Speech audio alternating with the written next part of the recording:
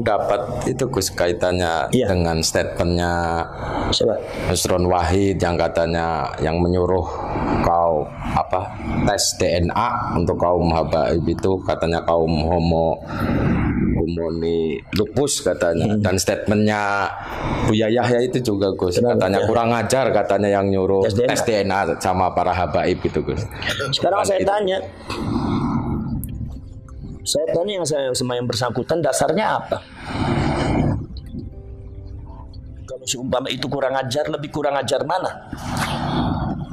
Untuk mencari kebenaran dan kepastian nasab dengan DNA, atau ada orang yang masih diragukan nasabnya, mengaku dirinya nasabnya kepada Rasulullah tapi berbuat dengan cara yang kasar, menyebut binatang semata mereka membawa bendera nasabnya Rasulullah.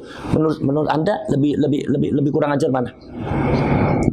Kurang ajar itu Gus tadi yang mengaku nasab. Ada orang mengaku dirinya nyambung kepada Rasulullah, tetapi binatang itu semua, meremehkan orang lain, menyebut kiai ulama itu dengan namanya saja, provokasi masyarakat, kata-katanya kasar, tapi mereka mengatakan saya adalah cucunya Rasulullah. Sekarang lebih kurang ajar mana dengan tes DNA? Makanya saya tanya, orang bicara begitu dasarnya apa? Saya ingin tahu. Sekarang saya tanya, sekarang siapa yang Pak Nusron Wahid? Pak Nusron Wahid itu ahli nasabah bukan?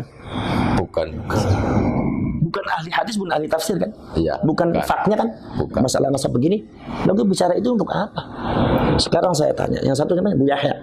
Bu Yahya termasuk nasabah. Ngerti nggak masalah ilmu nasab? Pernah neliti kayak keimat nggak? Pernah ya. Saya ini spesialis saya tafsir hadis. Tafsir hadis, ya udah pegang tafsir hadis. Masalah nasab saya dengerin keimat, walaupun keimat usianya jauh di bawah saya, tapi saya dengerin karena ini ilmiah, ini spesialisasinya dia. Saya tidak berhak untuk menyalahkan, karena spesialisasi saya adalah tafsir dengan hadis. Ini namanya konteks ilmiah. Makanya saya tanya, kalau seumpama Bu Yahya mengatakan seperti itu, dasarnya apa sampai bisa begitu? Sampai peneliti kayak keimat belum pernah. Untuk apa bicara seperti itu? Itu membuat fitnah, itu seperti itu. Itu namanya yang disebut sama saya narasi nggak benar. Kalau Pak Nusron Wahid dasarnya apa? Sampai itu meneliti nasab enggak? Masalah-masalah DNA enggak? Apalagi pernyataannya Pak Nusron itu bertentangan dengan hasil bahsul masail, masalah tes DNA itu boleh di zaman NU. Lah Anda sebagai waketum tapi Anda nggak ngerti masalah perkembangan di NU, buat apa Anda jadi waketum? Seharusnya kan nggak seperti itu. Tanya dulu, fas'alu ahla dzikri in kuntum la ta'lamun. Kalau Anda belum tahu, jangan langsung justifikasi seperti ini. Tanya dulu yang pada ahli ilmu. Saya itu spesialisnya tafsir hadis. Saya masalah nasab tanya sama Kiai Imat, dengerin, menghargai. Jangan keimat salah ini. Mentang-mentang saya punya guru habaib, mentang-mentang saya itu banyak saudara yang habaib, Ba'alwi. Saya juga banyak saudara Ba'alwi, dari bin Yahya, dari Segaf, dari Al-Jufri, dari Al-Habsyi, banyak ponakan-ponakan saya. Tapi bukan seperti itu caranya. Jadi artinya jangan seperti inilah yang disebut dengan satu sikap tindakan yang tidak dewasa. Justru yang buat gaduh yang seperti ini, bukan keimatnya. Kalau keimat itu adalah sudah memenuhi konteks-konteks ilmiah. Memang dari dulu yang namanya konteks ilmiah seperti itu.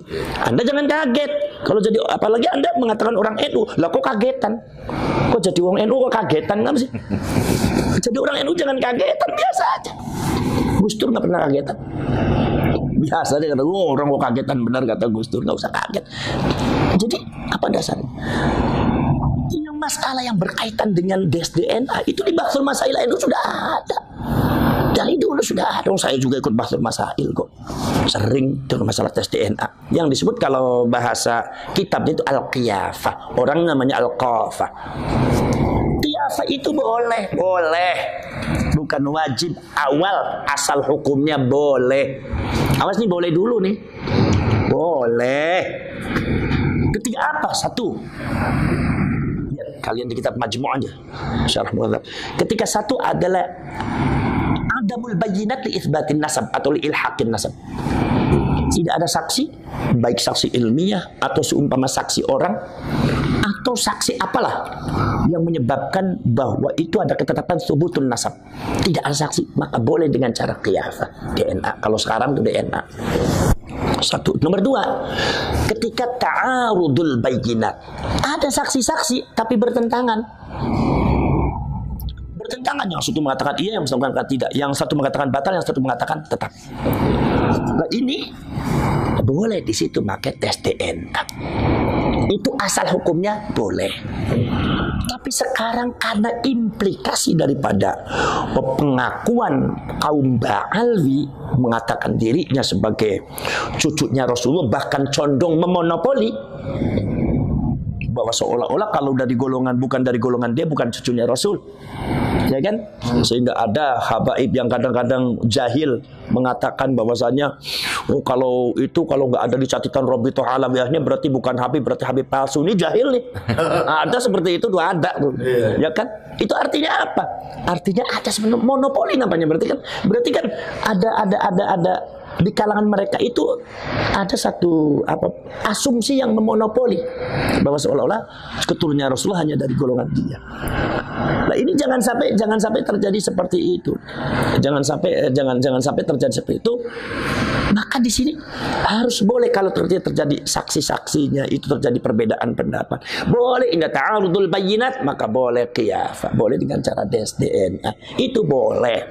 Lah cuma sekarang karena implikasinya itu sangat besar karena menyangkut fitnah umat. Kita di mana ketika monopoli kaum Ba'alwi cucunya Rasulullah ada beberapa oknum yang seperti itu, enggak semuanya. Oknum yang seperti itu sehingga masyarakatnya banyak yang terbawa dengan akhlak-akhlak yang tidak terpuji.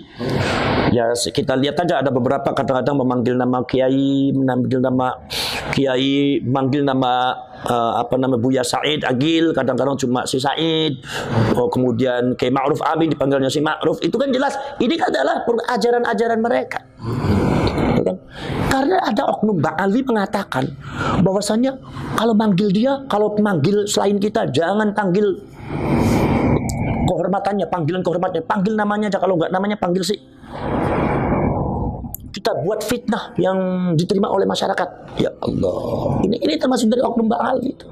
Sehingga kita sendiri bingung kenapa orang yang mengaku dirinya Rasulullah tapi kok seperti itu. Artinya ketika ini dibiarkan maka fitnahnya luar biasa. Sementara klaim mereka tetap saja bahwa Ba'alwi itu adalah merupakan sunnahnya Kanjeng Nabi. Itu karena itu. Lah maka ketika itu menghormati cucunya Rasulullah itu wajib. Zuriatnya Rasulullah itu wajib. Ya, maka dari itu itsbatun nasab, menetapkan nasab sebagai cucunya Rasulullah dengan wasilah-wasilah apapun, apalagi yang bersifat at-tibbus syar'i, kedokteran bersifat syariat, kata Imam Nawawi dalam kitab Majmu' seperti itu. Boleh al-isti'anah bit-tibbus syar'i, menggunakan dengan dokter yang bersifat syariah, itu boleh diantaranya dengan tes DNA. Maka ini akhirnya tes DNA yang tadinya berupa wasilah karena ini sudah mendekati implikasi daripada maksud yang karena wasilah ini kemudian sangat penting menentukan daripada maksud. Tanpa wasilah ini maksud ini maka tidak akan bisa dicapai. Bagaimana mungkin kita akan bisa menghormati Rasulullah, keturunannya Rasulullah, kalau kita tidak tahu kalau itu keturunannya Rasulullah, kalau kita masih meragukan, ya kan? Maka dari itu di sini kan akhirnya apa yang disebut dengan usul fikih adalah al-wasail fi hukmil maqasid. Akhirnya wasilah dihukumi sama dengan maksud. Ketika maksud menghormati zuriatnya Rasul itu wajib, maka wasilah untuk mendapatkan itsbatun nasab li zuriatir Rasul itu juga hukumnya wajib. Jadi apa yang disebut oleh usul fikih yaitu adalah al-wasail fi hukmil maqasid. Wasilah bisa jadi akhirnya hukumnya sama dengan dimaksud. Dengan apa? Dengan tujuan. Jadi ketika kita itu wajib menghormati zuriatnya Rasul, tapi kita tidak tahu, bagaimana mungkin kita bisa menghormati zuriatnya Rasul kalau kita tidak yakin kalau itu zuriatnya Rasul? Kalau kita tidak tahu bahwa itu zuriatnya Rasul, maka kita ketika menghormati zuriatnya Rasul itu hukumnya wajib. Maka wasilah untuk mendapatkan itsbatun nasab li zuriatir Rasul juga hukumnya wajib. Akhirnya DNA itu juga akhirnya bisa jadi wajib untuk dalam rangka daf'ul fitnah, yaitu menolak fitnah, daf'ud darar, menolak bahaya.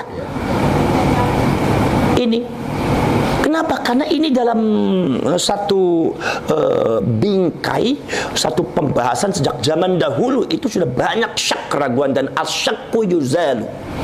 Keraguan itu harus dibuang. Ma la yatimul wajib illa bihi fahuwa wajib. Kita menghormati cucunya Rasul adalah merupakan tujuan kita, itu wajib. Tapi tidak sempurna kecuali dengan tes DNA, karena kita tidak yakin dengan literatur yang ada. Maka akhirnya hukumnya wajib juga. Ini yang disebut dengan al-wasail fi hukmil maqasid. Al-wasail fi hukmil maqasid.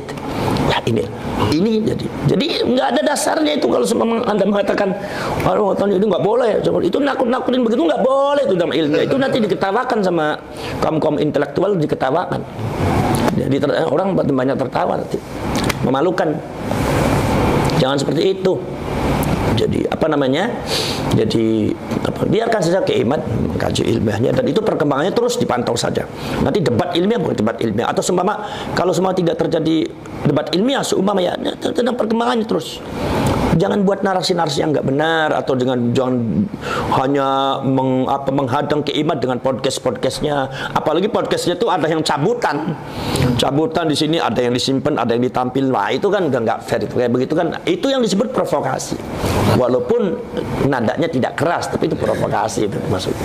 Nggak boleh itu. Itu pembohongan publik. Ya, itu kan adalah karena ini mempengaruhi semuanya. Terus ada yang lagi? Sudah. Oh ya udah. Kalau begitu udah. Ya itulah keterangan dari saya. Mudah-mudahan ada manfaatnya. Ya, Assalamualaikum warahmatullahi wabarakatuh.